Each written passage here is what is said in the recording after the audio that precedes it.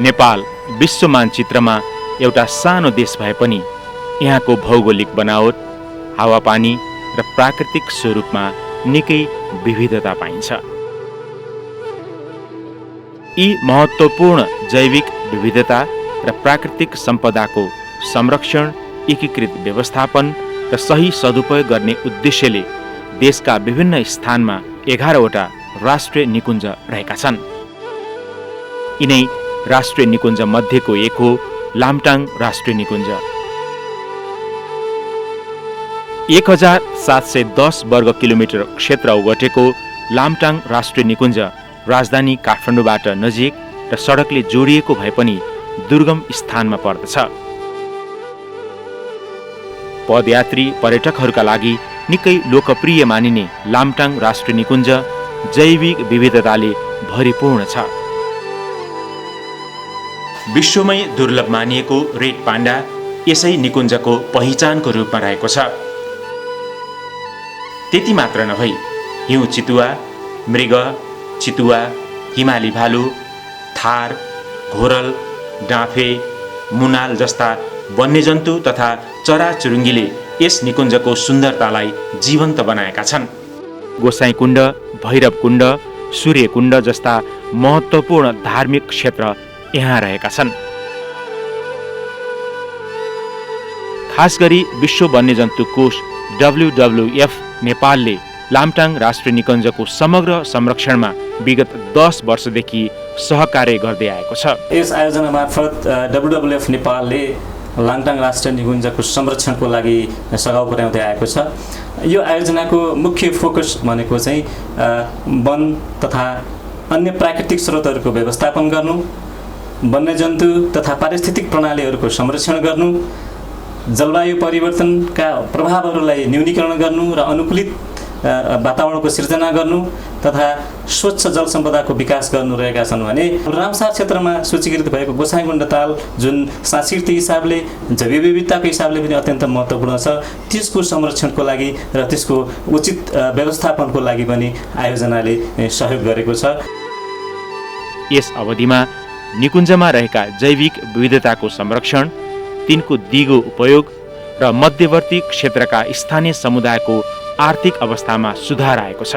यहाँका स्थानीय जनताहरूको लागि चाहिँ आय अर्जनका कार्यक्रमहरू र तिनीहरूको लागि संरक्षणमा सहभागिता गराउनको लागि वैकल्पिक ऊर्जा सम्बन्धी कार्यक्रमहरू, जलवायु परिवर्तन सम्बन्धीका कार्यक्रमहरू, ग्रिनरी बनाउनको लागि वृक्षारोपणका कार्यक्रमहरू पनि हामीले स्थानीय जनताहरूमा मध्यवर्ती क्षेत्रमा सुरु गरेका छौँ।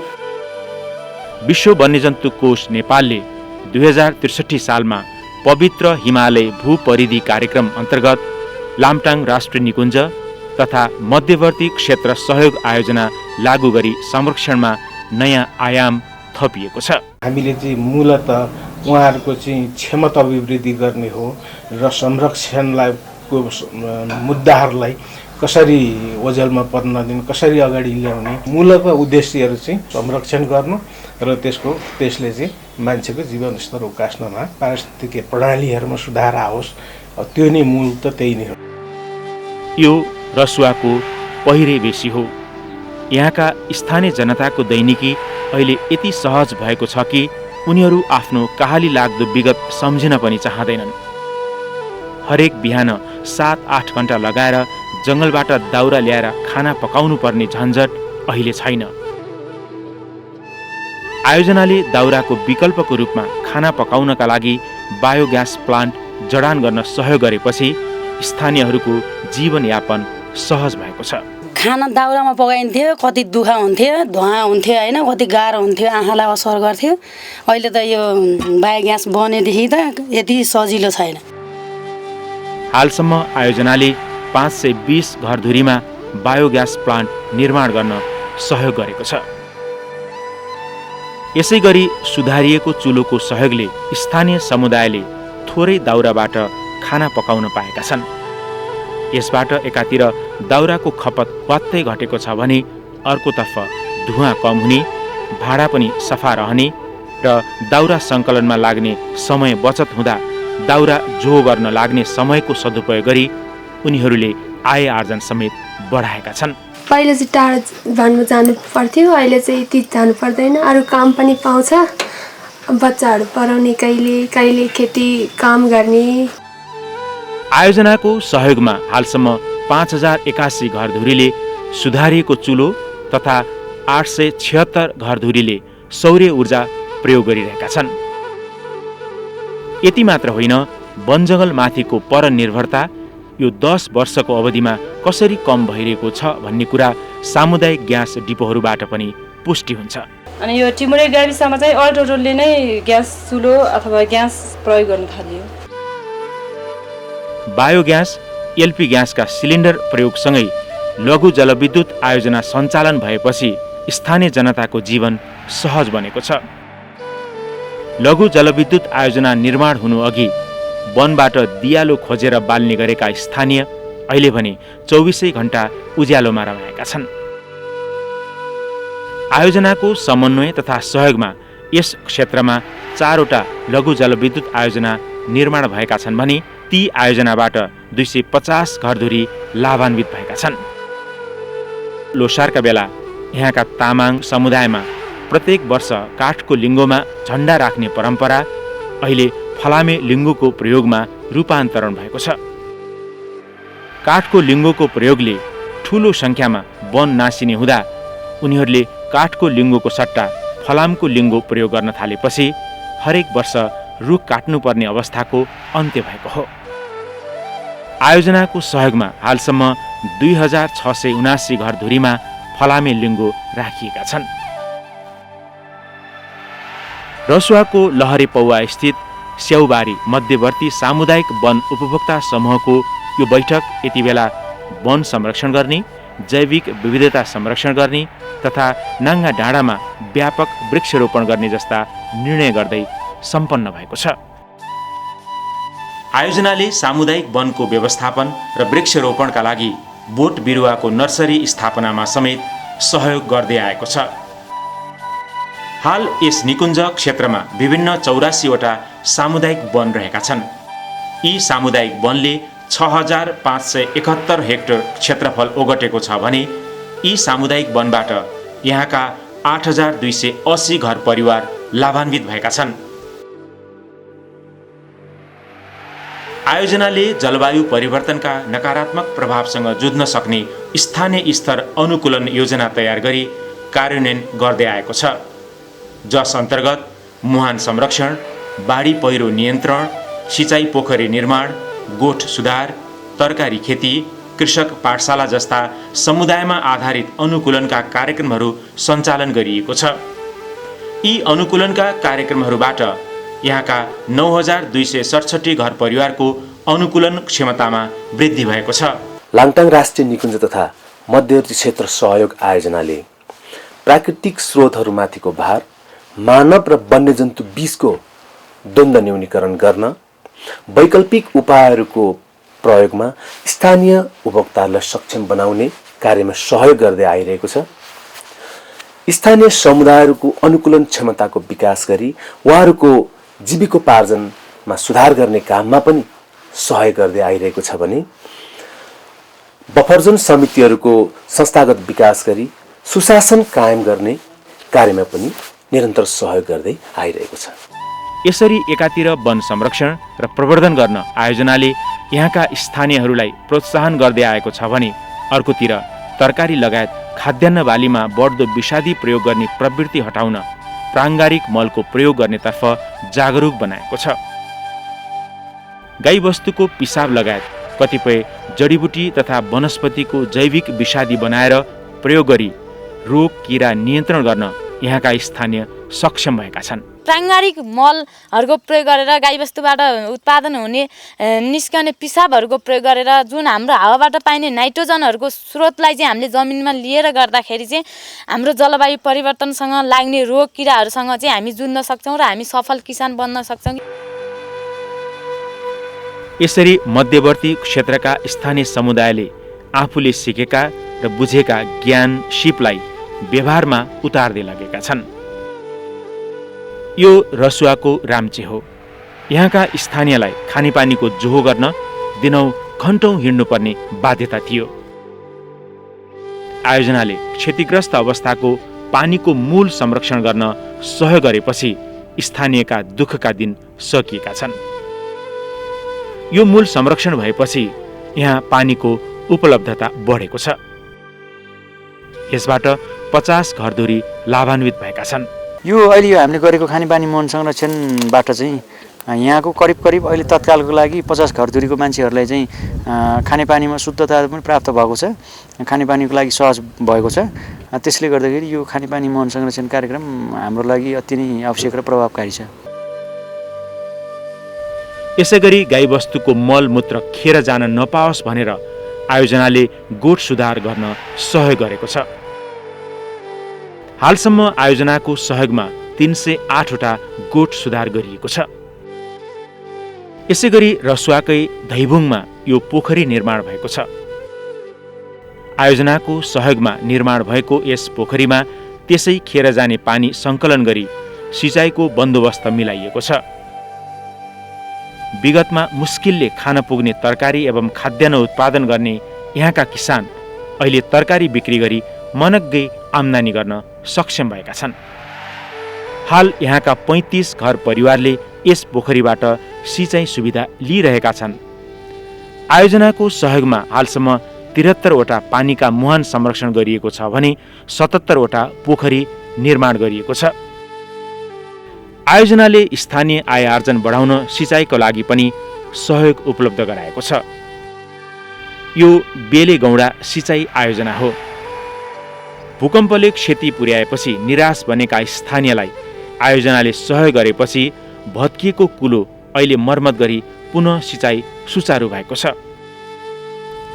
5 किलोमिटर लम्बाइको यो कुलोबाट करिब 63 हेक्टर क्षेत्रफलमा सिँचाइ हुँदै आएको छ। राष्ट्रिय निकुञ्ज तथा यो सहआयोजन डब्ल्युएफले चाहिँ भूकम्प पश्चात तत्कालीन रूपमा यो कुलो चाहिँ मर्मत समार नगरिदिएको भए हामी चाहिँ ठुलो यो भोकमरीको समस्यामा हामी पर्ने थियौँ।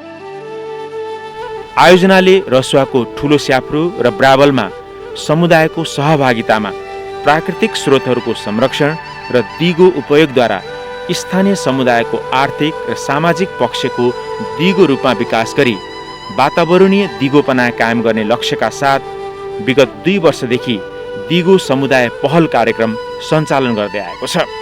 आयोजनाले संरक्षण र जीविकोपार्जनलाई एकीकृत रूपमा अगाडि बढाएको छ। यस अन्तर्गत ठुलो स्याफ्रूमा पानीको बहुउपयोग गरी घट्ट सिँचाइ र खानेपानी सञ्चालन गरिएको छ, जसले गर्दा सर्वसाधारणको जीवनमा निकै सहजता ल्याएको छ। आयोजनाले स्थानीयलाई स्वरोजगार र आत्मनिर्भर बनाउन कृषि, बचत तथा ऋण सहकारी संस्था स्थापना गर्न सहयोग गरेपछि स्थानीय उपभोक्ताहरू अहिले आत्मनिर्भर बन्दै गएका छन्। यसैगरी यहाँ स्थानीय उपभोक्ताले उत्पादन गरेका कृषि उपज सङ्कलन गरी बिक्री गर्न सङ्कलन केन्द्र समेत स्थापना गरिएको छ। आयोजनाले हरित व्यवसाय प्रवर्धन मार्फत स्थानीयको आय आर्जन बढाउन र उनीहरूलाई स्वरोजगार बनाउने उद्देश्यले लहरे पौवाको स्याउबारीमा धरसिङ्ग्रे प्रशोधन केन्द्र स्थापना गर्न सघाउ पुर्याएपछि केही वर्ष अघिसम्म वनमा त्यसै खेर जाने जडीबुटी तथा बहुमूल्य वनस्पति प्रशोधन गरी तेल उत्पादन गर्न स्थानीयवासी सफल भएका छन्।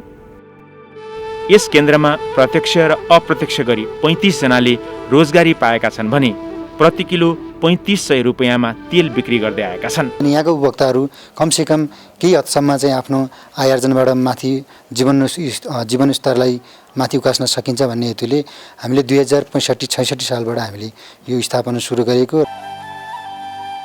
घाँस र सोत्तरमा प्रयोग गर्ने वनस्पतिबाट बहुमूल्य तेल निकाल्न सकिन्छ भन्ने कल्पनासम्म नगरेका यहाँका स्थानीय बासिन्दाले अहिले आयोजनाको सहयोगमा प्रशोधन केन्द्र स्थापना भएपछि राम्रो फाइदा लिइरहेका छन्। स्थानीयले हालसम्म आयोजनाको सहयोगमा स्याउ, ओखर, कागती, किवी जातका करिब 31,000 भन्दा बढी बिरुवा रोपिसकेका छन्। लामटाङ राष्ट्रिय निकुञ्ज स्वदेशी र विदेशी पर्यटकहरूका लागि एक आकर्षक स्थल हो। नुवाकोट जिल्लाको यो ह्याङफेदीमा आयोजनाले होमस्टे सञ्चालन गर्न सहयोग गरेपछि यहाँका स्थानीयको आर्थिक तथा सामाजिक पक्षमा परिवर्तन भएको छ। तर भूकम्पको कारण बस्ती नै उजाड भएपछि भने होमस्टे सञ्चालन गरेर मनग्गे आम्दानी गर्दै आएका स्थानीयवासीको रोजगारी गुम्यो। होमस्टेलाई आम्दानीको मुख्य स्रोत बनाएका स्थानीय समुदायले भूकम्पले क्षति पुर्याएको होमस्टेलाई पुरानै अवस्थामा फर्काउन सक्षम भएका छन्। अहिले होमस्टेमा चाहिँ तपाईँको एउटा होमस्टे बराबर मासिक 10 देखि 15,000 रुपियाँ चाहिँ फाइदा भएको छ। लामटाङ राष्ट्रिय निकुञ्ज पदयात्राका लागि समेत निकै प्रख्यात छ। तर भूकम्पले अधिकांश पदमार्ग भत्किएपछि हरित पुनर्निर्माण कार्यक्रम अन्तर्गत लामटाङ र गोसाइकुण्ड जाने पैदल मार्ग लगायत अन्य गोरेटो बाटोको मर्मत सम्भार गरी आवागमन सुचारू गरिएको छ। पर्यटकहरूका लागि ठाउँ ठाउँमा सूचना बोर्ड समेत राखिएका छन्। हालसम्म आयोजनाको सहयोगमा 124 किलोमिटर गोरेटो बाटो पुनर्निर्माण गरिएको छ। यसबाट भूकम्पपछि ठप्प भएको यहाँको पर्यटन व्यवसाय हाल पुनः सञ्चालनमा आएको छ। 2072 को विनाशकारी भूकम्पले यो क्षेत्र निकै नै प्रभावित बन्यो। तत्पश्चात आयोजनाले त्यहाँको पारिस्थितिक प्रणालीहरूको पुनर्स्थापनाको लागि र त्यहाँको पर्यावरणको पुनर्स्थापनाको लागि चाहिँ उल्लेखनीय कार्यहरू गर्यो, जसले गर्दाखेरि अहिले अवस्था नर्मलाइज भइसकेको छ। यस आयोजनाले गरेका महत्त्वपूर्ण सहयोग मध्येको एक हो पूर्वाधार विकास। लामटाङ राष्ट्रिय निकुञ्जको मध्यवर्ती क्षेत्रका विभिन्न स्थानमा सामुदायिक 18 वटा भवन निर्माण गरिएका छन्। यी भवनमा मध्यवर्ती क्षेत्र उपभोक्ता समिति, सामुदायिक वन उपभोक्ता समिति लगायत अन्य विभिन्न समूहहरूलाई कार्यालय सञ्चालन, बैठक आयोजना गर्ने जस्ता कार्य गर्न अत्यन्तै सहज भएको छ। हामी 68 सम्म चाहिँ झोलामै अवस्थित हाम्रो 68-69 सम्म। अहिले भन्नुपर्दाखेरि त धेरै नै डेभलप भएको हो। यसमा आकाश र जमिनको फरक छ भन्ने मलाई लाग्छ। लामटाङ राष्ट्रिय निकुञ्जमा पाइने दुर्लभ वन्यजन्तु रेड पाण्डाको संरक्षणमा समेत आयोजनाले विशेष जोड दिँदै आएको छ। यस अवधिमा रेड पाण्डाको चोरी शिकार घटेको छ। विगतमा त्यो रेड पाण्डाहरू चाहिँ किसिमका चोरी शिकारी हुन्थ्यो, त्यसको अवस्था पनि घट्दै गइरहेको छ। लामटाङ राष्ट्रिय निकुञ्जलाई रेड पाण्डा शून्य चोरी शिकार क्षेत्र बनाउने उद्देश्यले रेड पाण्डा पाइने स्थानहरूलाई स्थानीय समुदायको मागको आधारमा लामटाङ राष्ट्रिय निकुञ्जले रेड पाण्डा जोन घोषणा गरी कार्यान्वयन गर्ने तयारी गर्दैछ। चोरी शिकार नियन्त्रण गर्न उपभोक्ता आफै सचेत र सजग भएका छन्। उनीहरूले चोरी शिकार नियन्त्रण गर्न नियमित गस्ती गर्न थालेपछि निकुञ्जमा रेड पाण्डाको संख्या समेत बढेको छ। पहिला चाहिँ गस्ती पनि यति धेरै हुँदैन थियो, त्यही भएर सिगरेटहरू पनि लास्टै आउँथ्यो। यो नियमित गस्ती भएपछि चाहिँ रेड पाण्डा लगायत अन्य जनावरहरू पनि बढेको अवस्था महसुस भइरहेछ हामीलाई। यो रसुवाको चोलाङपाटी रेड पाण्डा जोन हो। यहाँ चोरी शिकारी नियन्त्रण समूहले नियमित गस्ती गर्ने गर्दछ। एकातिर दुर्लभ वन्यजन्तुको संरक्षण भएको छ भने अर्कोतर्फ मानव वन्यजन्तुको द्वन्द्व न्यूनीकरणमा पनि यस अवधिमा उल्लेख्य प्रगति भएको छ। मानव वन्यजन्तु द्वन्द्व अन्त्यका लागि ढुङ्गे पर्खाल र विद्युतीय तारबारको व्यवस्था गरिएको छ। आयोजनाले विद्युतीय तारबार लगाउन सहयोग गरेपछि उनीहरूले वन्यजन्तुको भयबाट मुक्ति पाएका छन्। पहिला त 6 महिना खाना नपुग्थ्यो, बन्यालले सबै आलु खान्थ्यो, अनि यो तार लगाएर अलि सुरक्षा भयो। यसको दिगो उपयोगका लागि स्थानीय समुदायले मर्मत सम्भार कोष समेत खडा गरेका छन्। WWF को धेरै लामो समयदेखिको सहयात्रा छ हैन, नेपाल सरकारसँग चाहिँ कन्जर्भेसनमा। लाङटाङ नेसनल पार्क यो खास गरी सेक्रेड हिमाल ल्यान्डस्केप पनि हो। त्यो चाहिँ विशुद्ध रूपमा चाहिँ WWF को फन्डिङबाट चाहिँ यो बफर जोन, खास गरी चाहिँ बफर जोन यो मध्यवर्ती क्षेत्रमा चाहिँ सपोर्ट हुँदै आएको छ। खास गरी स्थानीय स्तरको चाहिँ जीविकोपार्जनमा, खास गरी आय आर्जनको विषयलाई लिएर सोलरका कुराहरू हैन, इम्प्रुभ स्टोभका कुरा लगायतका कुरामा चाहिँ हामीलाई लाग्छ अब WWF को सपोर्ट चाहिँ त्यो क्षेत्रमा चाहिँ राम्रै छ। यसरी विश्व वन्यजन्तु कोषले विगत 10 वर्षदेखि सञ्चालन गरेका कार्यक्रमहरूले संरक्षणप्रति उनीहरूको संवेदनशीलता मात्र बढाएको छैन, वन जङ्गल, वनस्पति, वन्यजन्तु संरक्षण गर्नुपर्छ भन्ने चेतनाको विकास पनि भएको छ।